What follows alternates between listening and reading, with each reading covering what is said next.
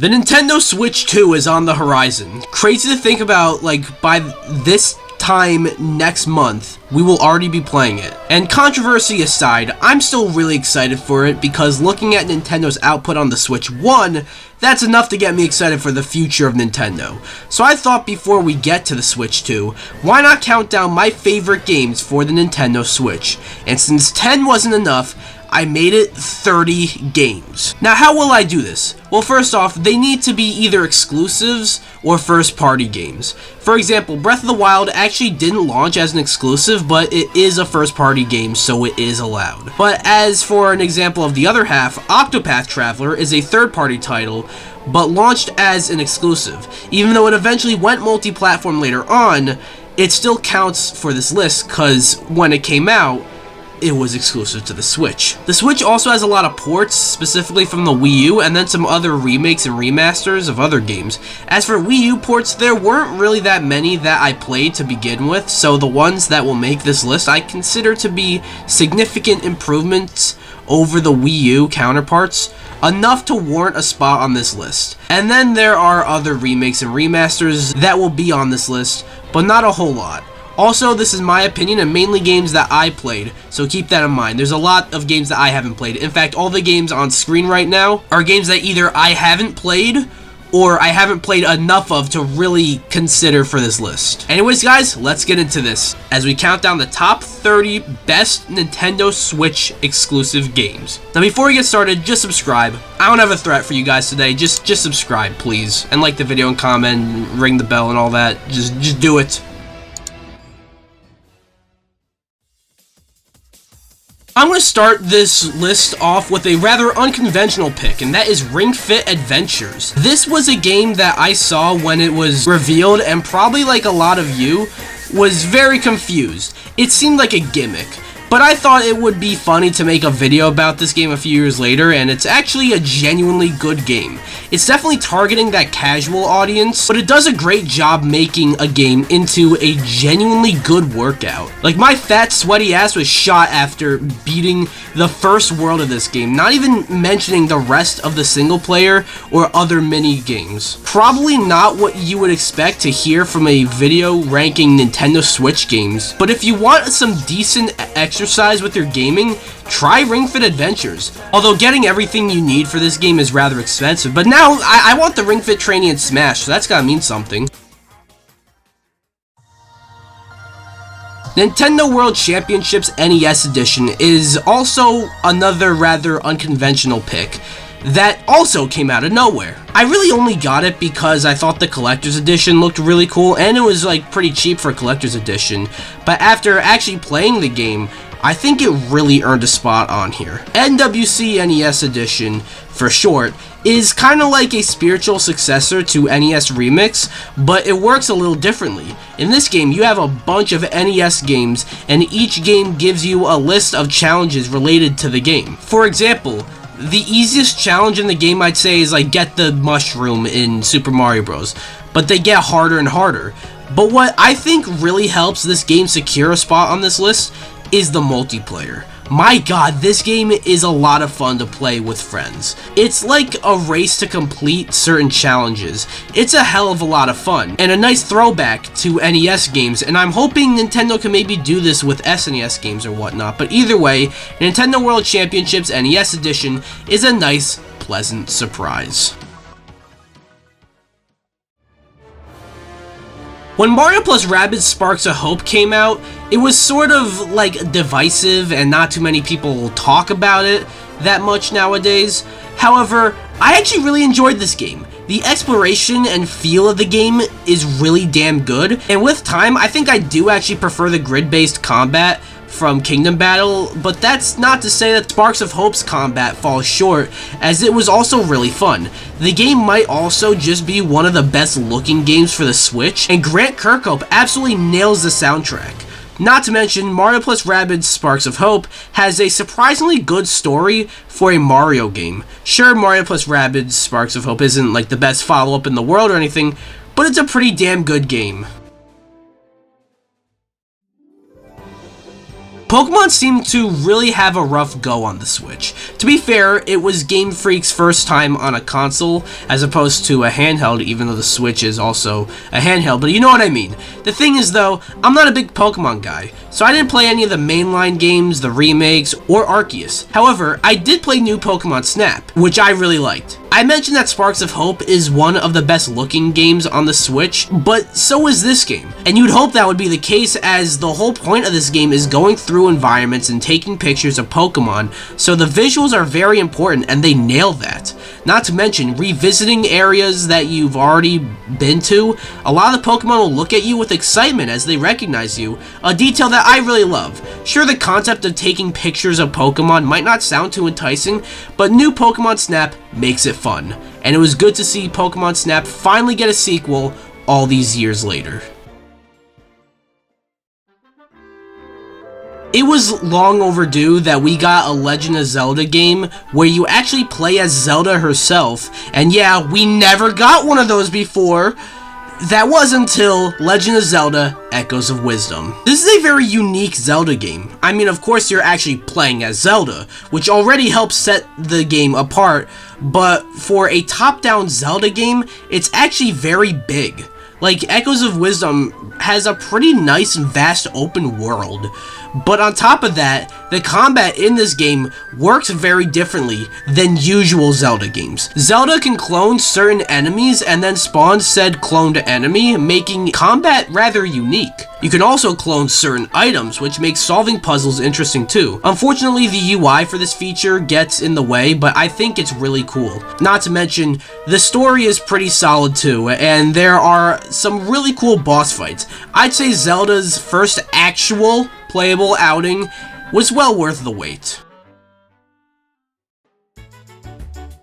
Now we move on over to Mario Party, which had an interesting time on the Switch as we got a whole Mario Party trilogy, which started with Super Mario Party, which will not be on this list, but then we got Mario Party Superstars, which is on this list. Mario Party Superstars takes a concept similar to another previous Mario Party game, the Top 100, where it takes many minigames and boards throughout the Mario Party franchise and compiles them into one big game. Mario Party the Top 100, however, sucked ass, as it only did half of that, being only the minigames, and the ones they chose for that game were questionable to say the least. In Mario Party Superstars, they genuinely picked some of the best minigames in the Mario Party franchise, and include some iconic boards as well, making Mario Party Superstars feel like a genuine celebration of Mario Party, and a damn good time too.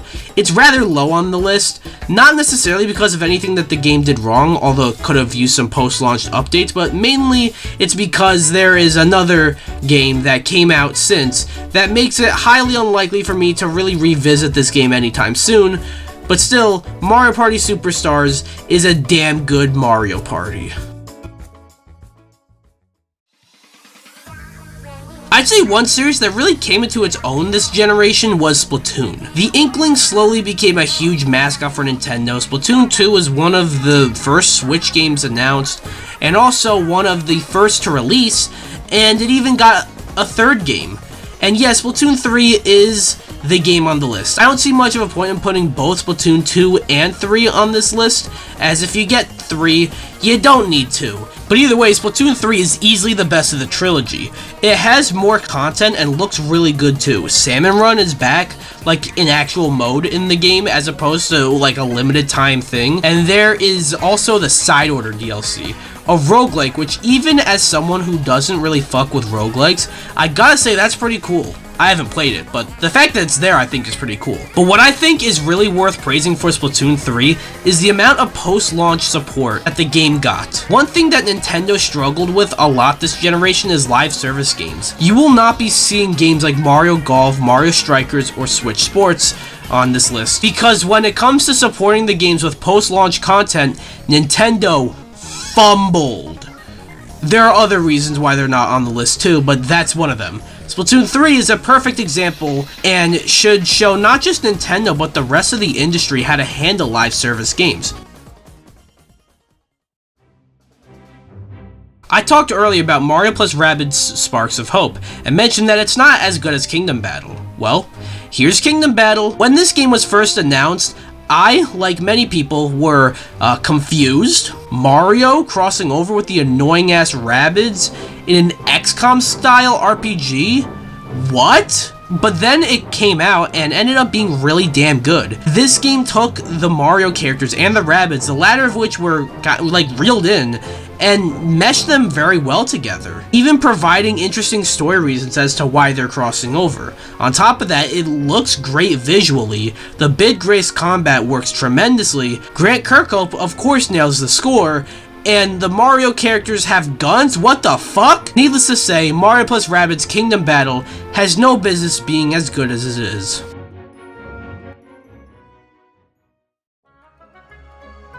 We got the first of our remakes, although Mario Party Superstars is technically a remake, but I don't want to hear it. Super Mario RPG! Honestly, a game I never thought we'd see get re-released, and kind of also came out of nowhere. But this is able to take what the original SNES game did and just make it better. The story and gameplay is, at its core, mainly the same, but what got changed mainly is the visuals. It looks really good for the console, and looks natural too. Like, if I didn't know any better, you maybe could convince me that this is a brand new game and not a remake of a SNES game. The soundtrack is also remixed, which is really cool. The original Super Mario RPG has a really solid soundtrack, and to hear new renditions in a modern game is really exciting, but what else is cool is they give you the option to switch between the new renditions and the old ones. But they also did make changes to the combat. It's a lot more precise and satisfying. You also got many upgrades for your moves, which are really cool too. And of course, the dialogue in this game is cool. We have a game released in the 2020s with Geno and Mallow in it. Simply put, Super Mario RPG is a remake done extremely well. On the Switch, Nintendo introduced a little series of games most people call the 99 games. I mean, what else would we call it? It's an interesting idea, taking an old retro game, for example, Pac-Man. You're playing sort of a regular game of Pac-Man against 99 other players, and the last one standing wins. Nintendo, like I said, did this with Pac-Man, and they also did this with Mario, although that was only 35, but it all started with Tetris 99. Everyone knows Tetris, as it's one of the most iconic video games ever made.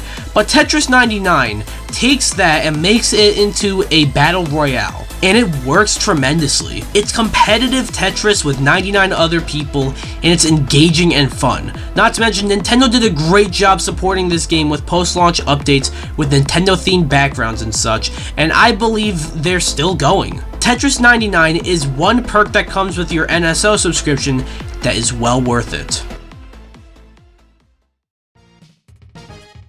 There is one 99 game I never mentioned, and that's F-Zero 99. F-Zero is one I never expected to get this treatment, but man is it fun.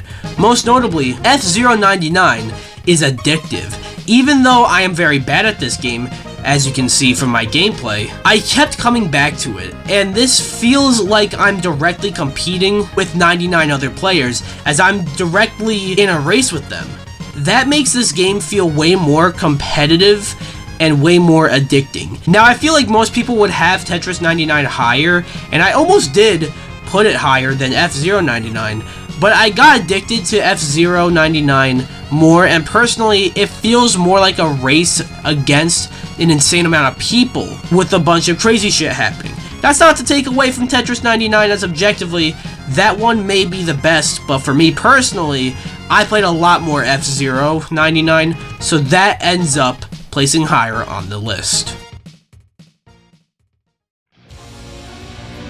Xenoblade Chronicles had quite the output on the Switch. I mean, every single Xenoblade game is on here, with the addition of 2 sequels, but what's crazy is, I haven't gotten around to playing any of them. Well, that is except for Xenoblade Chronicles Definitive Edition. This takes the original Xenoblade Chronicles, a fucking banger of a game that never really got a fair shake because of the way Nintendo would release it, and truly is the definitive version of it. The visuals are absolutely insane. This game got an amazing glow up even when the first game doesn't even look that bad today. But then the soundtrack got remixed, and it's not too different from the original. but even if it's slightly changed, it's slightly better. But the biggest new addition to the game is the story added after you beat the main game, Future Connected. It's great. Overall, it's really cool to see Xenoblade get this type of treatment. What started as a game that Nintendo reluctantly brought to the US and would only release it in a manner that would make it hard to get, to just how prominent it is on the Switch. I can't confidently say this as I haven't played the others yet, but I'm gonna say it anyway. Xenoblade Chronicles Definitive Edition is easily the best in the series.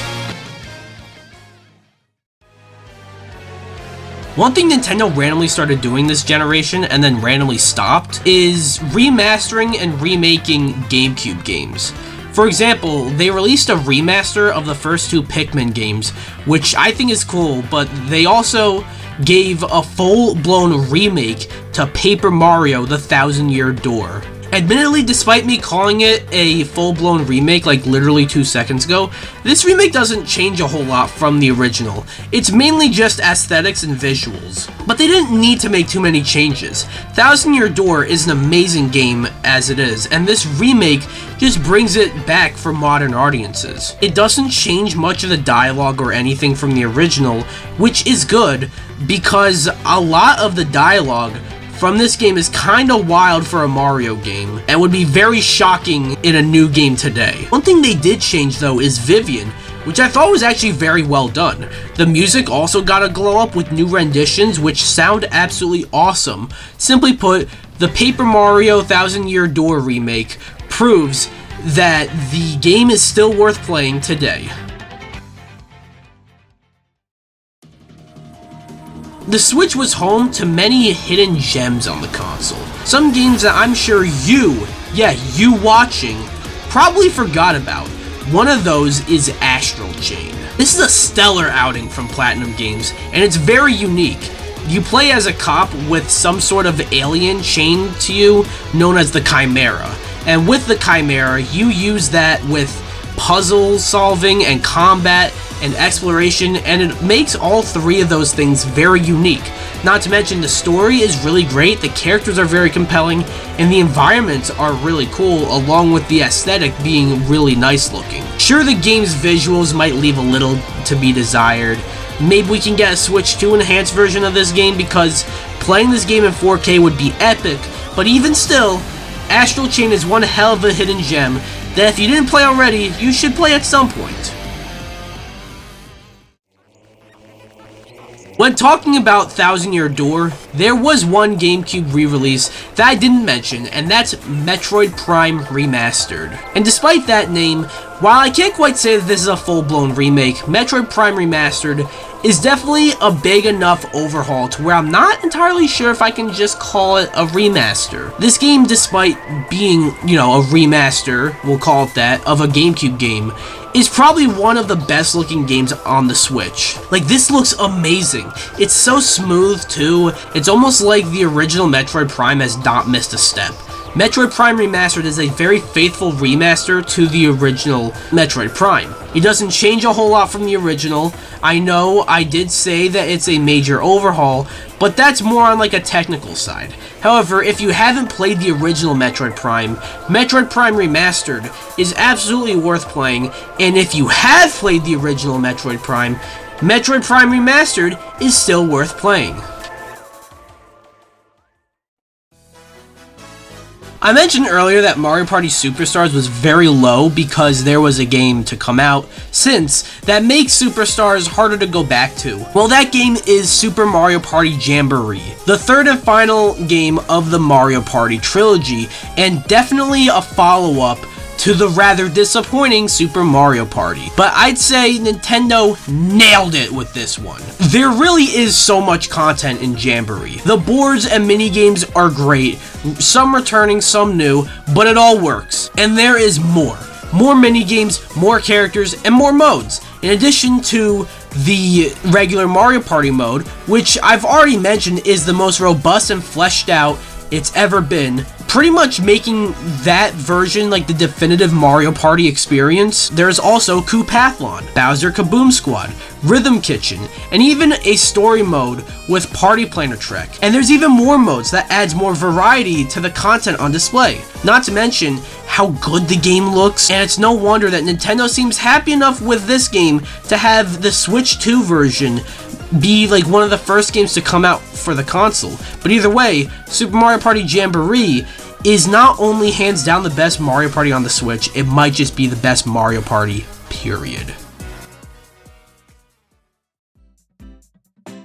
Super Mario Maker 2 is an interesting case, as it manages to be both better than the first game, but also worse in many ways. However, it's good enough to place high on this list, and this high nonetheless. Super Mario Maker 2 manages to change a lot from the first game for the better. There are more things you can add into a level, such as slopes, moving platforms, and effectively star coins. It also adds a 3D world style for you to make 2D Super Mario 3D World levels, effectively creating a new game. And that also adds a bunch of features, not to mention being able to play as multiple different characters, not just Mario. There is co-op and even a story mode. Super Mario Maker 2 is almost a worthy follow-up to the first game. But the reason it's not higher is that the first game had a great deal of post-launch support.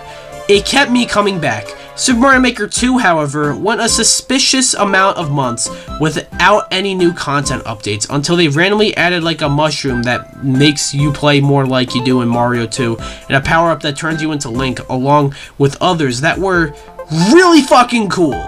But I don't think it was enough. What makes Super Mario Maker 2 complicated is, at launch, I'd say it was better than the first game was at launch. But the first game had better and more consistent updates than this one. So the lack of staying power for Super Mario Maker 2 might have hurt it from placing higher. But don't let that deter you, as Super Mario Maker 2 is truly a game that lets your imagination run wild when creating Mario levels.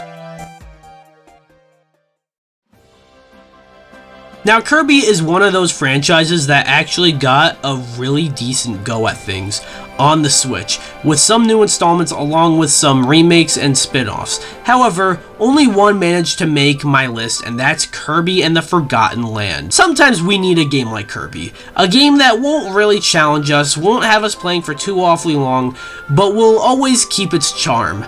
And that's the best way I can put Kirby and the Forgotten Land. Charming and delightful. Not to mention, this was Kirby's long-awaited transition into the third dimension, and they fucking nailed it, as this little pink puffball transitioned seamlessly. There are also your usual copy abilities, but there's also now mouthful mode, which adds a whole lot more to this game. Whether you want to become a traffic cone, a car, a vending machine, a flight of stairs, you can do all that, and it's great. Why it took so long for Kirby to get his 3D outing, I will never understand, but it was certainly worth the wait. Fire Emblem is another franchise that got a lot of love on the Switch. It got some new installments, spin-offs, and even a re-release of the original Famicom game being released in the States for the first time, and then going away. Fucking Nintendo, man. However, it goes without saying, but the best Fire Emblem game on the Switch is absolutely Three Houses. This game takes what Fire Emblem does, but splits it into 3 stories, or 3 houses. It makes the game more unique story-wise, as you get 3 separate classes of fighters, thus giving you 3 separate stories, which is why I say it's almost like 3 games. As for the combat, it's what you come to love from Fire Emblem. The visuals and environments are also great, and a lot of critical thinking goes into this game as well. All that and more makes Fire Emblem Three Houses an absolute must for Switch owners. One game that I kind of forgot all about since finishing it was Luigi's Mansion 3, but when putting this list together, the game honestly kept going higher and higher. I can remember why I was so high on this game when it came out. First of all, it's absolutely one of the best looking games for the Switch. Maybe it's easier to make a very crisp looking game when it's all dark and shit, but the game controls very well and very smoothly, and sucking up enemies and really just other things with the Poltergust is very satisfying. Not to mention, Gooigi is in this game too, who makes solving certain puzzles very fun. Then there are also the side modes, like the multiplayer modes, which I feel are a lot of fun. All that and more makes Luigi's Mansion 3 so close to the top 10, and Luigi's Mansion slowly becoming one of Nintendo's more prominent franchises. I wanted to give to you, in the last part of your notes here, the significance spiritually of the number 10 in the Bible. As we enter the top 10, I got a Wii U port. Now before you groan, like I said, there aren't that many on this list, and it's taken this long to get to one, and there still isn't that many. But what they did with Super Mario 3D World plus Bowser's Fury is actually incredible. First of all, the improvements made to 3D World, I think alone makes this Wii U port worth the $60, as they made improvements over every little thing. Sure, it's the little things, you know, like the stamps are now in color, or using the pointer to mess around with your friends still works differently, but it's still very fun. Additionally, the speed of the characters has been increased, which makes playing the game feel more like a, new experience, as opposed to replaying the game on the Wii U. Not to mention, there is now online multiplayer, which is really awesome that it's here, and even multiplayer in the Captain Toad levels. All that and more already makes this version of Super Mario 3D World the definitive edition, but then they added essentially a brand new game in Bowser's Fury. They took Super Mario 3D World, like the mechanics and feel of the game, and put it in as open of an open world as you could imagine. It's one of those open worlds where you see it, you can go to it, but then when it goes to night and it starts raining, a giant furious Bowser appears and you have a full-blown Super Saiyan kaiju fight with Bowser, and it's epic. I wasn't sure if I wanted to include this game in the top 10. In fact, as good as the overhaul of 3D World is, I don't know if it would have made the top 10. But with the addition of Bowser's Fury, this is a must-play if it wasn't already.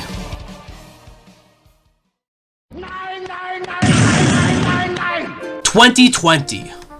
Sorry for giving you PTSD right there, but it's important to mention when talking about this next game, as with the start of the pandemic, there really was a lot of uncertainty. We didn't know what was in store for the next however long, really. Everyone had to stay inside for a while and couldn't interact with people like they normally wanted to, which is why Animal Crossing New Horizons really did launch at the perfect time. Even though I'm not a big fan of cozy games, I've always had a soft spot for Animal Crossing, cause it's just so peaceful. It's one of those games where you can play it and nothing wrong is going on. And New Horizons is definitely the most popular game in the series. Obviously because of when it came out, but also it sort of just feels like the definitive Animal Crossing game. There is just so much to do in this game, like building your own island, getting materials to craft, crafting the materials, doing other activities like fishing or collecting tarantulas. It's just so much fun, and it's a game that is very welcoming, even when putting it down for an extended period of time and then coming back. And yes, maybe you took issue with what I said earlier about the game being the definitive Animal Crossing, but Nintendo didn't do the greatest job supporting the game post-launch, and that is what's keeping Animal Crossing New Horizons from placing higher. But still, especially considering the timing of the release of this game, it's no wonder Animal Crossing New Horizons is an escape for so many people.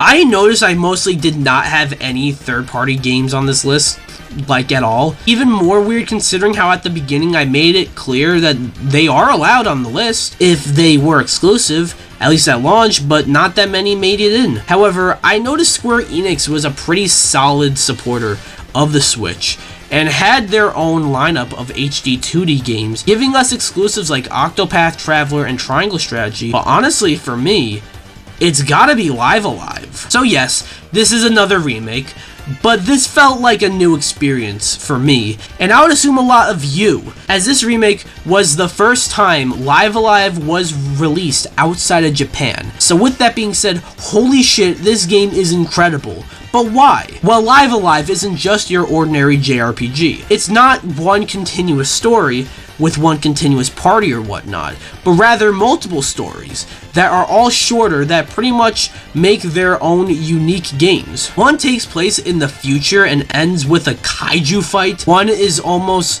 like a fighting game. One takes place in the Wild West. One is basically all text and story based. One is even secretly a horror game. You can just tell so much creativity went into this game, and I cannot believe it took 30 years for Live Alive to release outside Japan. It's an RPG I think I can recommend to even those who don't play RPGs. It's that good. 36. Very close, but that's not it. Let's go to Gary the Retard. What number between 2 and 4? 7. I talked about Super Mario 3D World plus Bowser's Fury, the first Wii U port on this list, as I think it really justifies its existence. But I'd be remiss if I didn't include perhaps the most well-known of the Wii U ports in Mario Kart 8 Deluxe. I know we might all be sick of this game by now and ready to move on to Mario Kart World, but let's be real here. Although it may not be my favorite Mario Kart, when it comes to content and sheer variety, there's no competing with this game. It took Mario Kart 8 for the Wii U, an already really solid Mario Kart, and just beefed it up. Beefed up the roster, added more cups, fixed the battle mode, and not to mention, it's just good old Mario Kart. Anyone can play Mario Kart, but then out of nowhere, we got so many more courses added from every Mario Kart game, even Tour. And then eventually we got more characters too. Fan favorites from prior games like Funky Kong, Petey Piranha, and fucking Diddy Kong. It took way too long to get Diddy Kong. We're getting ready to say goodbye to Mario Kart 8 Deluxe as we get ready for the new Mario Kart, but, well, first off, at least 8 was never $80, but also, it's a wonder why Mario Kart 8 Deluxe, being one of the first games released for the Switch, remained as the best-selling game on the console, because there is a lot of fun to be had with this game. Okay, Mrs. Puff, what's my final score? 6. Woo! The Switch really has a variety of games. Many games that we thought we'd never see. Many games that we thought we wouldn't get a new installment, or what have you. Metroid Dread is one game that was from a franchise that was dormant for a while, the 2D games in the franchise even more dormant, and Dread specifically was said to be a game that just sort of quietly died in development, but we got it on the Switch and it is glorious. Metroid Dread is a game where you really have to strategize and think when you play, which creates a very unique experience when playing this game. It's a tough game. You will die a lot when beating a boss or even one of the terrifying enemies. It is satisfying. Not to mention parrying in this game is really cool and satisfying, and the Metroidvania elements don't disappoint. It took a long ass time to get Metroid Dread, but it was sure worth the wait. Here's to Metroid Prime 4. Oh, chills. Literal chills. It was number 5. Number 5 killed my brother. Oh my god, I forgot about that. I'm gonna refrain from saying the usual thing about the new Super Mario Bros. Games. They were good for what they were at a certain point, but it was time to move on. That's all I'll say. And what we moved on to, Super Mario Bros. Wonder, why didn't we get this sooner? Super Mario Bros. Wonder is what you get when you have a team with no deadline, no strict limits on what they should or shouldn't add. You give a team the time and money to make something magical. From the very beginning with the singing piranha plants, you can just tell how much love went into this game. I also really dig the new aesthetic along with the new locations in the game. The new enemies, the new side characters, the new music, new power-ups like the elephant fruit or the drill mushroom. It all helps set the game apart from other Mario games. And then you get the Wonder Flower, which turns every level into a goddamn acid trip in the best way possible. Needless to say, I think not only more 2D Mario games, but maybe even 3D Mario games should take more inspiration from Super Mario Bros. Wonder.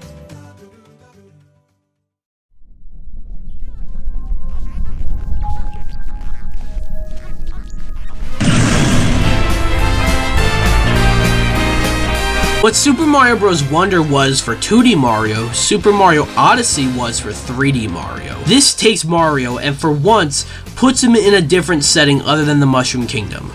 Okay, maybe I shouldn't say for once, considering Sunshine or Galaxy, fair enough. However, where Mario goes to in this game, such as a dinosaur land, a food land, a spoof of New York City, and every world you go to looks amazing.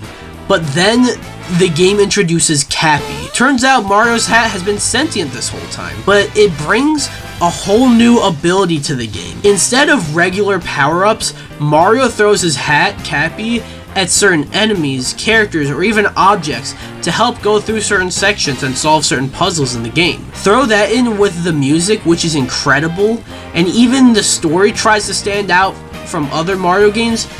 Not by a whole lot, but still, it does try. Super Mario Odyssey was one of the first games released for the Switch, and it still holds up.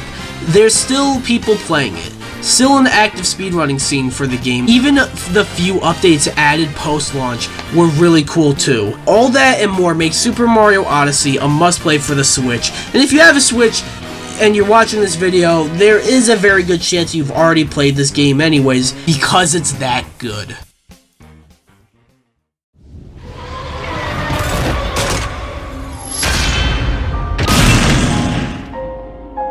We have come to the top 3, and the first game on here is the de facto launch title for the Switch, The Legend of Zelda Breath of the Wild. This game was truly revolutionary when it came out.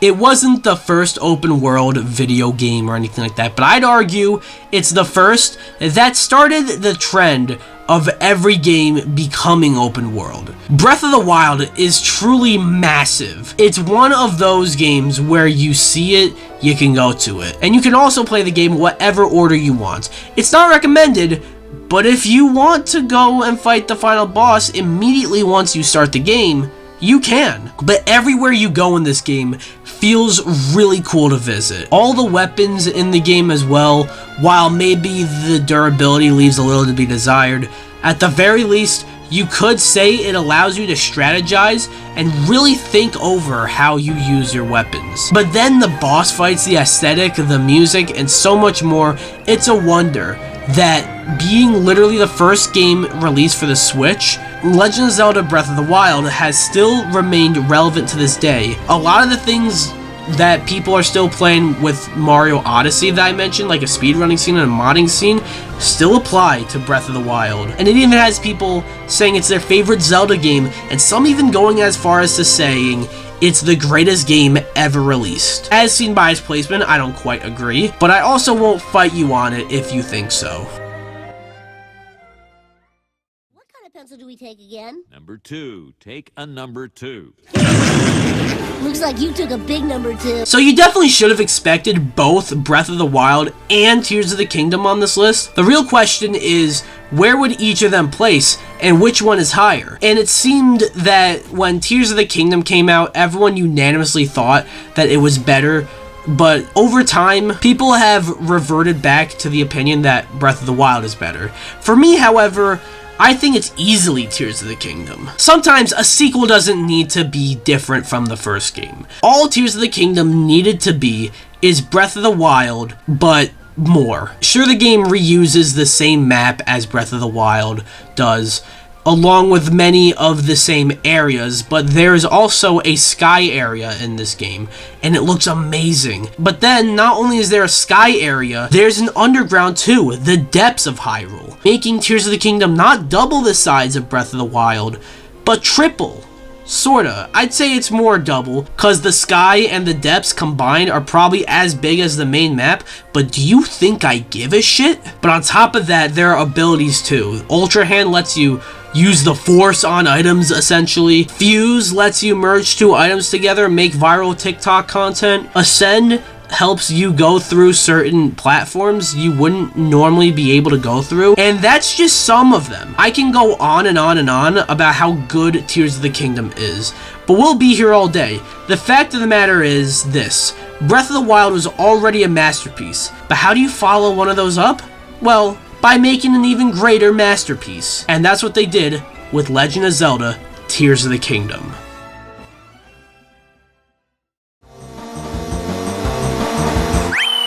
I'm Luigi, number one. I will say, objectively, Breath of the Wild, Tears of the Kingdom, or Mario Odyssey should probably be number one, but this is my opinion. And if you know me, if you followed this channel more in its earlier years, if you saw my biggest video I've ever made just back in January of this year, you shouldn't be surprised that my number one favorite game on the Nintendo Switch is Super Smash Bros. Ultimate. If you are rather new to my channel, you might just think I'm some Smash-pilled gamer or whatnot, and you wouldn't be entirely incorrect, but I'd be lying to myself if Smash Ultimate wasn't number one. For me, this is easily my most played game on the Switch. Easily the game I've grown most attached to. The roster is something unlike anything I have ever seen. Not only is everyone here, but the new characters are some of the most highly requested characters in the entire franchise. Additionally, the stages are crazy. There's a hell of a lot of content in the game. The game looks and plays extremely well, and I just love this game. I would talk more about it, but honestly, I already did many times. I hate to cop out like this at number one, but go watch many of my other videos about Smash Ultimate, because I've exhausted any praise I could give it, because I've given it said praise so many times. But it truly deserves it, as Super Smash Bros. Ultimate absolutely lives up to its name of Ultimate, and it's my number one favorite game on the Nintendo Switch. Holy shit! This is insane. I am done. That was a lot in like one breath, pretty much. But what do you guys think? You guys agree with my list? Give me your favorite Switch games. You don't have to give me 30, but give me 10, give me 5, give me 3, give me 1. You could give me 30 if you want to. I'm not stopping you. But yeah, be sure to like this video, comment, subscribe, and I'll see you guys in the next video. Bye-bye!